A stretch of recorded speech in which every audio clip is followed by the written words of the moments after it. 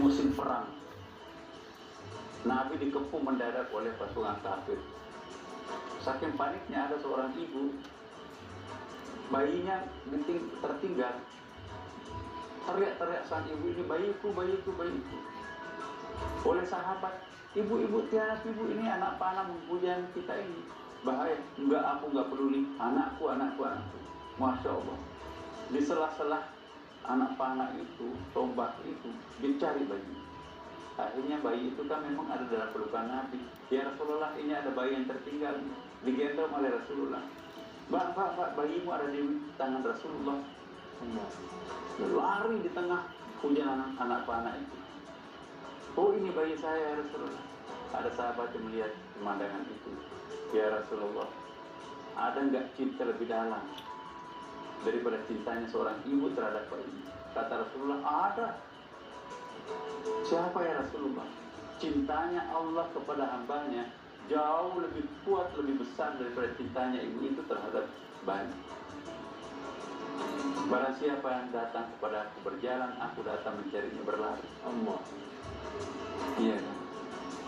Barang siapa yang mendekatiku satu jengkal, aku mendekatinya satu siku. Allah. Siapa yang mendekatiku satu siku, aku mendekatinya satu depan. Allah. Jadi kalau kita sudah taubat, menyerahkan diri kita kepada Allah, lupakan masa lampau.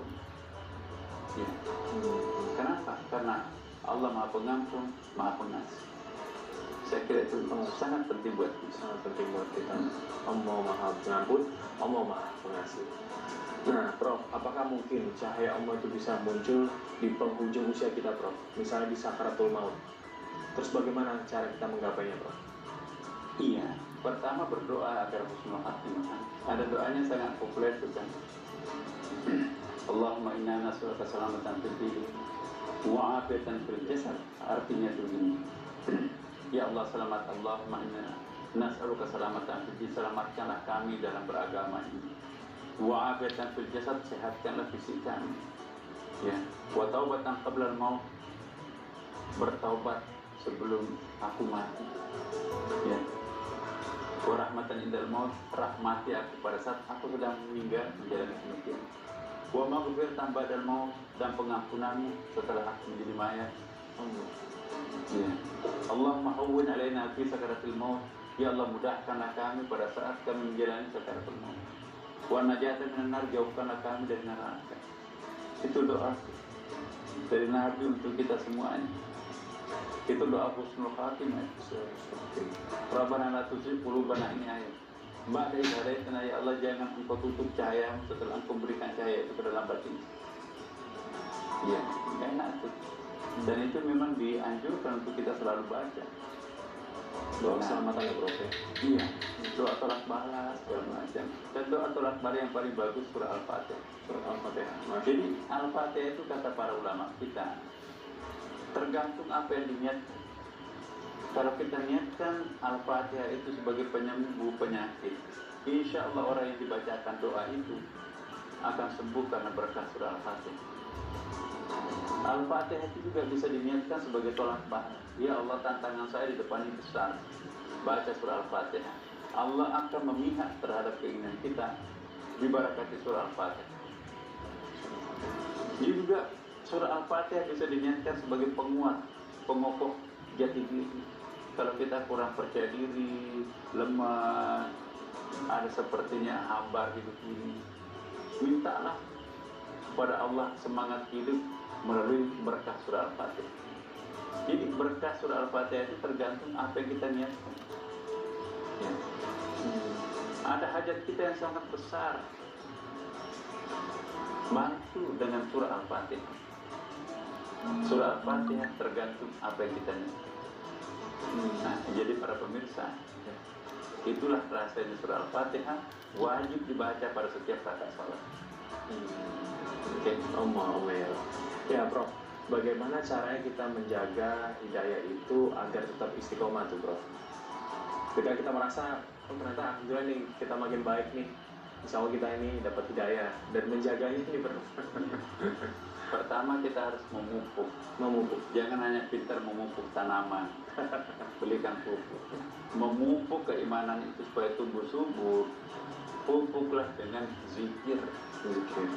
Pupuklah dengan tasbih, tahlil, tahmid, syakur dan seterusnya. Ya. Pupuklah keimanan itu dengan jauhi semua kebatilan.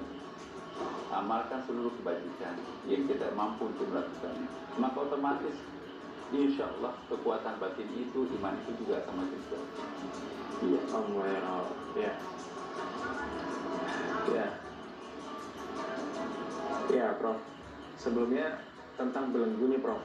Apakah bisa jadi begini, Prof?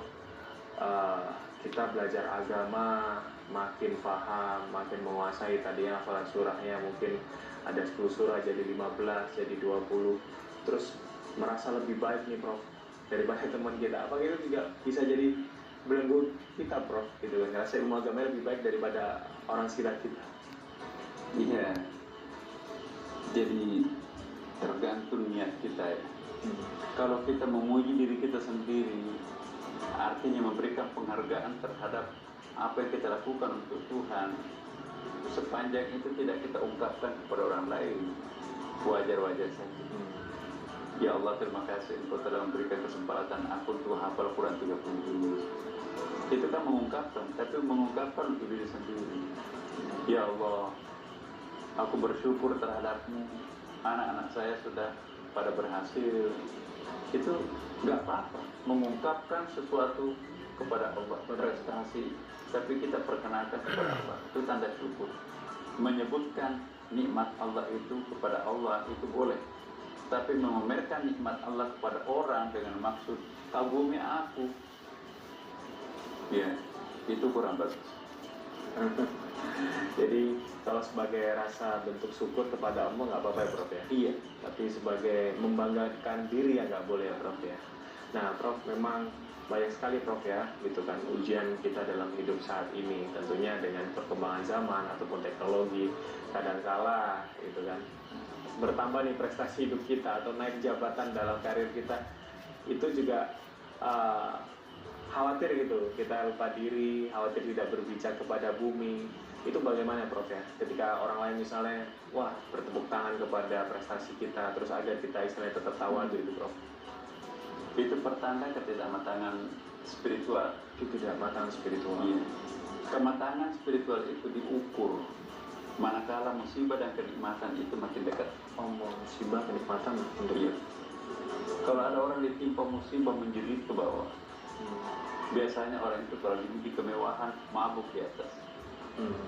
Tapi orang yang dekat dengan Allah, jarak antara kenikmatan dan penderitaan itu makin dekat. Seperti satu mata uang yang memiliki dua sisi. Hidup ini resikonya adalah penderitaan, walaupun juga hidup ini resikonya juga adalah kebahagiaan. Penderitaan dan kebahagiaan itu adalah bertetanggaan. Semakin dekat kenikmatan dan penderitaan itu terasa dalam batin kita dekat, ya, maka iman kita makin kuat. Tapi semakin berjarak antara kenikmatan dan penderitaan itu, semakin lemah iman kita. Contohnya ini, di promosi jabatan, mabuk dia di atas. Tapi iya, kebakaran rumahnya, menjerit dia di bawah. Tapi kalau orang beriman, kuat imannya, ditimpa musibah, alhamdulillah. Musibah, alhamdulillah. Iya. Ini caranya Allah mengirimkan aku surat cinta ini. Iya. Aku sakit, berarti ini surat cinta. Satu hari dilanda penyakit demam, kata Rasulullah, akan diampuni dosa kita selama 1 tahun.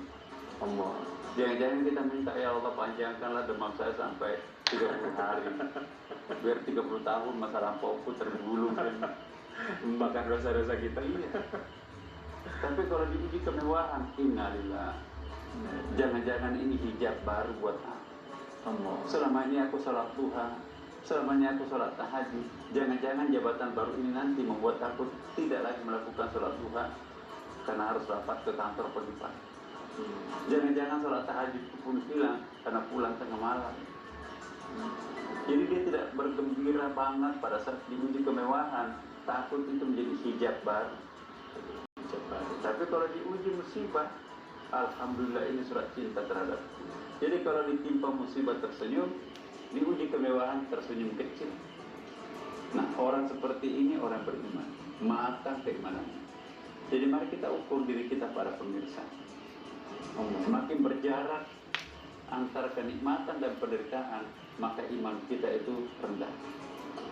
Tapi makin dekat antara keimanan dan makin dekat antara penderitaan dan kenikmatan, itu makin kuat iman kita. Ada orang dicopot jabatannya tersenyum. Garis tangan saya hanya seperti sampai hari ini berkuasa. Ya. Enggak ada beban sama sekali. Tapi kalau orang yang nggak punya iman, stres dia. Lama-kelamaan stroke, pendek umur. Ya. Jadi dipromosikan menjadi pejabat baru, biasa-biasa tuh. Ya. Mampu nggak saya mengemban amanah ini? Dia meragukan dirinya. Tapi bismillah dan seterusnya. Enak tuh. Jadi orang Indonesia ini perlu orang yang beriman. Perlu orang beriman kuat.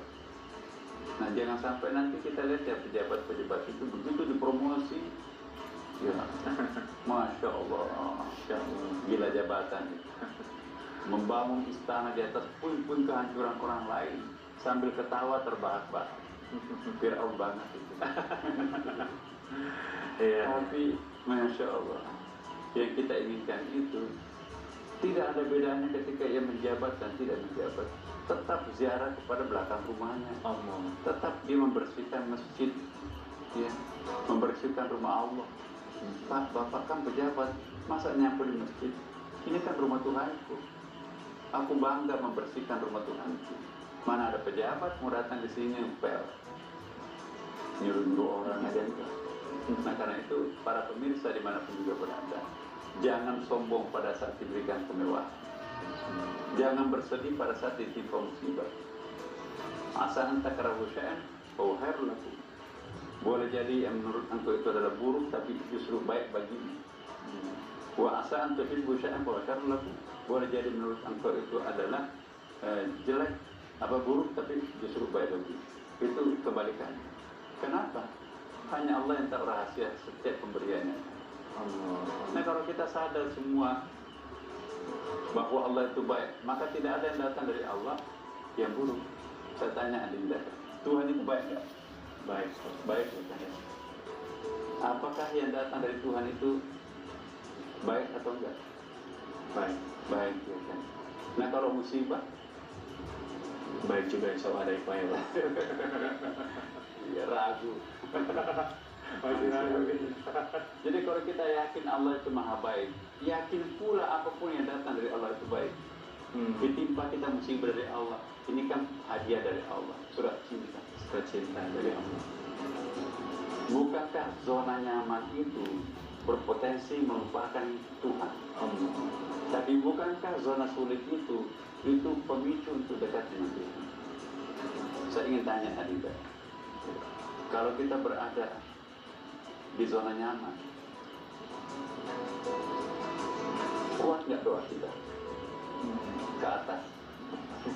Bandingkan kalau kita berada di zona sulit, darurat, musibah ini, kuat nggak doa kita? Mana lebih kuat? Doa yang terucap di zona sulit atau doa yang terucap di zona nyaman? Saat zona sulit, bro. Maka itu jangan memandang enteng keburukan, musibah dan penyakit. Karena kita tidak tahu hikmah. Kalau kita tahu hikmahnya setiap penderitaan, musibah, jangan-jangan kita bersyukur. Masya Allah, luar biasa, Prof. Terima kasih banyak atas ilmunya. Prof, mungkin sedikit, Prof, kesimpulan dari tema kita hari ini, Prof, belenggu yang menghalangi jalan menuju Allah. Pertama ya, jangan membiarkan dirinya terbelenggu oleh kegelapan. Kegelapan itu tidak akan pernah menenteramkan hati, pikiran, perbuatan seseorang. Nyalakanlah lentera hatinya supaya jalan kebenarannya itu tampak di depan mata. Tidak akan pernah jatuh orang yang memiliki cahaya kebenaran di hadapan. Karena itu Jangan suka meratapi kegelapan. Lebih baik membakar lilin. Daripada meratapi kegelapan, lebih baik membakar lilin. Ya. Carilah Tuhan cahaya itu, tapi jangan mencari matahari menggunakan lilin. Ya, Pasti dapat. Masya Allah, terima kasih Prof atas waktunya dan juga ilmunya dalam bersama kita untuk mengkaji episode kali ini.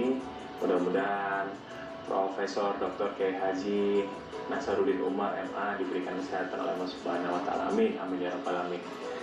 Dan pemirsa yang semakin lama, alhamdulillah nih, kita nggak berasa ya, saking asiknya, saking serunya mengkaji tema kali ini ya. Dan insya Allah kita akan berjumpa di episode selanjutnya. Dan juga saya mengingatkan kembali untuk pemirsa yang ingin bertanya dan curhat, langsung saja follow dan komen Instagram kami di ajwatv.indonesia. Insya Allah kita akan berjumpa di episode selanjutnya, tentunya dengan tema-tema yang lebih menarik lagi. Terima kasih banyak. Kami undur diri. Wassalamualaikum warahmatullahi wabarakatuh.